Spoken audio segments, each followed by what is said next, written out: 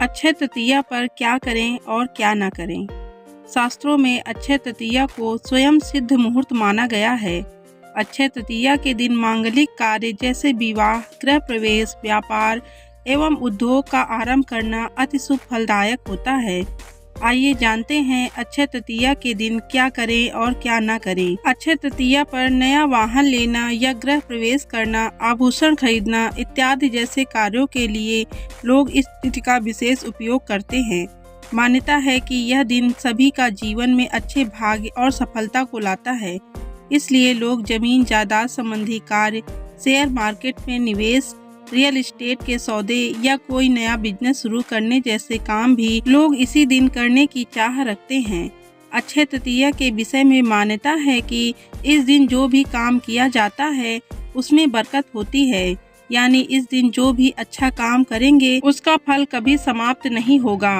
अगर कोई बुरा काम करेंगे तो उस काम का परिणाम भी कई जन्मों तक पीछा नहीं छोड़ेगा। धरती पर देवताओं ने 24 रूपों में अवतार लिया था। उनमें छठा अवतार भगवान परशुराम का था। पुराणों में उनका जन्म अक्षय तृतीया के दिन माना जाता है। इस दिन भगवान विष्णु के चरणों से धरती पर गंगा अवतरित हुई। सतयुग, द्वापर युग व त्रेता युग के आरंभ की गणना इस दिन से होती है। शास्त्रों की इस दिन मान्यता को वर्तमान में व्यापारिक रूप दे दिया गया है, जिसके कारण अक्षय तृतीया के मूल उद्देश्य से हटकर लोग खरीदारी में लगे रहते हैं। वास्तव में यह वस्तु खरीदने का दिन नहीं है। वस्तु की खरीदारी में आपका संचित धन खर्च होता है। न माधो समूह मासो न कृत्येन युगम समम न च वेदम समम शास्त्रम न तीर्थ गंगयाम समम। वैशाख के समान कोई मास नहीं है, सतयुग के समान कोई युग नहीं है, वेद के समान कोई शास्त्र नहीं है और गंगा जी के समान कोई तीर्थ नहीं है। उसी तरह अक्षय तृतीया के समान कोई तिथि नहीं है। वैशाख मास की विशिष्टता इसमें आने वाले अक्षय तृतीया के कारण अक्षुण्ण हो जाती है। वैशाख माह के शुक्ल पक्ष तृतीया को मनाए जाने वाले इस पर्व का उल्लेख विष्णु धर्मसूत, मत्स्य पुराण, नारदीय पुराण तथा भविष्य पुराण आदि में मिलता है। यह समय सभी योग्यता को निखारने और अपनी क्षमता को बढ़ाने के लिए उत्तम है। यह मुहूर्त अपने कार्यों में सही दिशा से प्रोत्साहित करने के लिए श्रेष्ठ माना जाता है। शायद यही मुख्य कारण है कि इस काल को दान इत्यादि के लिए सबसे अच्छा माना जाता है। वैशाख माह के शुक्ल पक्ष की तृतीया को आखा तीज के रूप में मनाया जाता है। भारतीय जनमानस में यह अक्षय तीज के नाम से प्रसिद्ध है। पुराणों के अनुसार इस दिन सूर्योदय से पूर्व उठकर स्नान, दान, जप, स्वाध्याय आदि करना शुभ फलदायी माना जाता है। इस तिथि में किए गए शुभ कर्म का फल क्षय नहीं होता है। इसको सतयुग के आरंभ की तिथि भी माना जाता है, इसलिए इसे कृतयुगादि तिथि भी कहते हैं। यदि इस दिन रविवार हो तो यह सर्वाधिक शुभ और पुण्य फलदायी होता है, साथ ही साथ अच्छे प्रभाव देने वाला भी हो जाता है। मत्स्य पुराण के अनुसार अक्षय तृतीया के दिन अक्षत, पुष्प, दीप आदि द्वारा भगवान विष्णु की आराधना करने से विष्णु भगवान की विशेष कृपा प्राप्त होती है तथा संतान भी अच्छे बनी रहती है।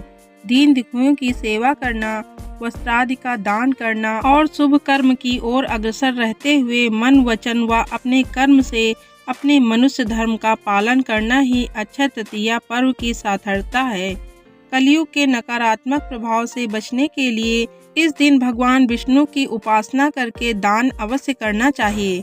ऐसा करने से निश्चय ही अगले जन्म में समृद्ध, ऐश्वर्य व सुख की प्राप्ति होती है।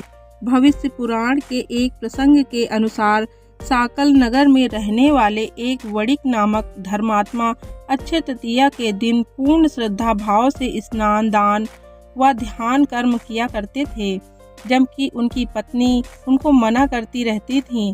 मृत्यु के बाद किए गए दान पुण्य के प्रभाव से वणिक द्वारका नगरी में सर्व सुख संपन्न राजा के रूप में अवतरित हुआ।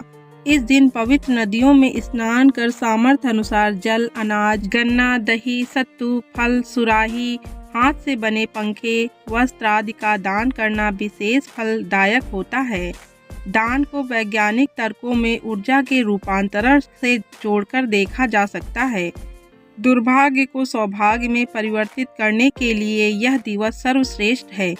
यदि अक्षय तृतीया रोहिणी नक्षत्र को आए तो इस दिन की महत्ता हजारों गुना बढ़ जाती है।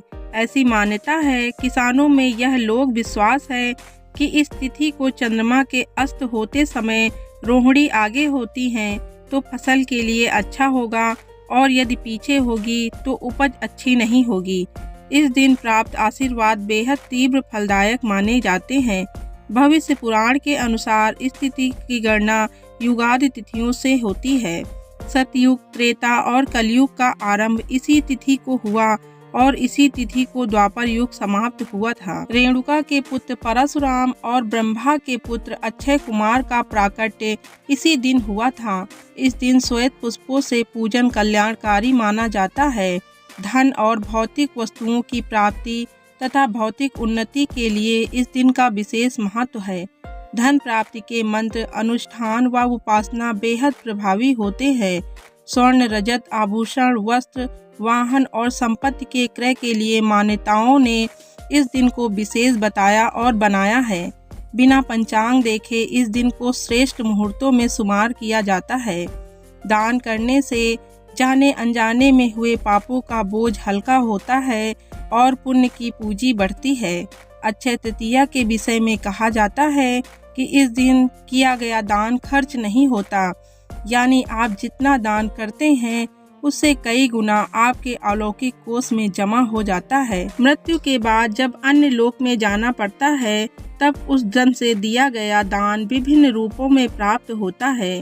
पुनर्जन्म लेकर जब धरती पर आए हैं तब भी उस कोष में जमा धन के कारण धरती पर भौतिक सुख एवं सौभाग्य प्राप्त होता है। इस दिन स्वर्ण, भूमि, पंखा, जल, सत्तू, जौ, छाता, वस्त्र कुछ भी दान कर सकते हैं। जौ दान करने से स्वर्ण दान का फल प्राप्त होता है। इसी तिथि को चारों धामों में से उल्लेखनीय एक धाम भगवान श्री बद्री नारायण के पट खुलते हैं। अक्षय तृतीया को ही वृंदावन में श्री बिहारी जी के चरणों के दर्शन वर्ष में एक बार ही होते हैं। तो ये थी आज की हमारी जानकारी। ये जानकारी आपको कैसी लगी कमेंट करके हमें ज़रूर बताएं एवं मेरे चैनल को सब्सक्राइब करना ना भूलें। धन्यवाद।